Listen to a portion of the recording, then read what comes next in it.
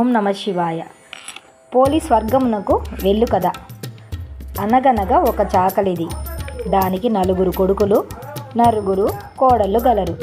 ఆ చాకలిది 3 కొడుకుండ్రు. అశ్వయుజ బహుళ అమావాస్య మొదలుకొని కార్తీక మాసములో ప్రతిరోజు తెల్లవారుజామున స్నానం చేసి దీపములు పెట్టుకొనిడి వారు. ఈ విధంగా 1 రోజులు చేసిరి.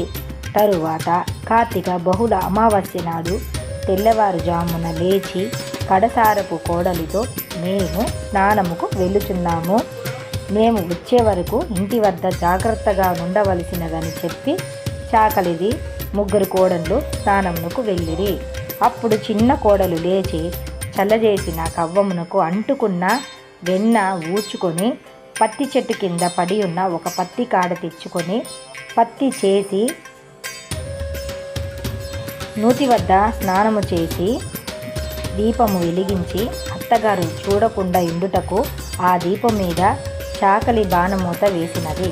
అప్పుడు దానికి ఆకాశం నుండి విమానము వచ్చినది. ఆ చిన్నది విమానం ఎక్కి బొందెతో కూడా స్వర్గనముకు వెళ్ళుచుండెను. ఆమె అలా వెళ్ళుట ఏంటి, ఎడ్డున దీపం పెట్టుకొచ్చున్న వాళ్ళందరూ చూచి చాకలి పోలి స్వర్గమునకు వెళ్ళుచున్నది, చాకలి పోలి స్వర్గమునకు వెళ్ళుచున్నది అంటూ అందరూ ఆశ్చర్యపడసాగిరి. అంతా మా కోడలేంటి స్వర్గమునకు వెళ్ళడమేంటి అని చాకలిది దాని 3 కోడళ్ళు ఆశ్చర్యముతో చూచిరి.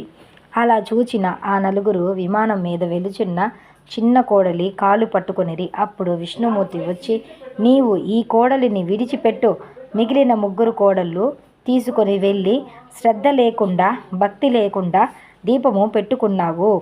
ఈమె భక్తి శ్రద్ధలతో పెట్టుకుంది కాబట్టి దీనికి బొంతెతో స్వర్గము నిచ్చినాము, నీవు అడవి పాలై పొమ్ము అని శాపం పెట్టి వెళ్ళిపోయిను.